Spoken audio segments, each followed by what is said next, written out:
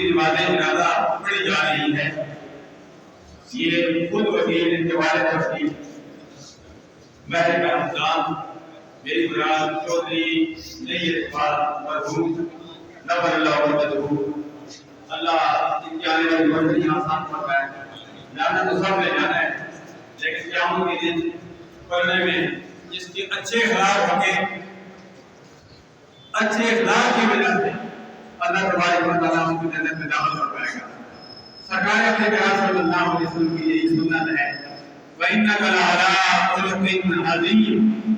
اعلیٰ حیات سرکار اپنے پیغمبر صلی اللہ علیہ وسلم کو پسند تھا، ضرور اعلیٰ حیات کے مالک تھے، خوبصورت زندگی گزاری۔ اللہ تبارک و تعالیٰ چودھری نیر اقبال مرحوم نور اللہ وجدہ کی آنے والی منزلیں آسان فرمائے۔ آسان عالیہ دریا رحمت شریف کے ساتھ ان کی ساتھ کافی وابستگی تھی، اور باقی بھی تمام حضرات سے سارے اپنی محبت کرنے والے چاہنے والے سبھی دعائیں میں ہوتی۔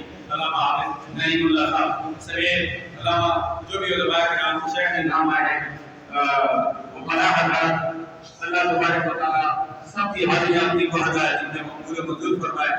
اور ہم نے بھی 3 منزل سے گزرنا ہے، ہم نے بھی گزرنا ہے۔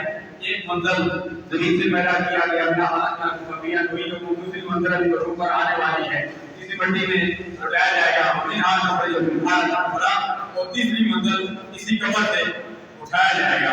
اور ابھی سوال کی قبر سے 3 ہی ہوں گے، ضرور اس امر کیا کہ تینوں سوالوں کی تیاری کریں، حقوق اللہ اور حقوق العباد کی پاسداری کریں، تاکہ ہم دنیا میں بھی کامیاب ہو جائیں، آخرت میں بھی کامیاب ہو جائیں۔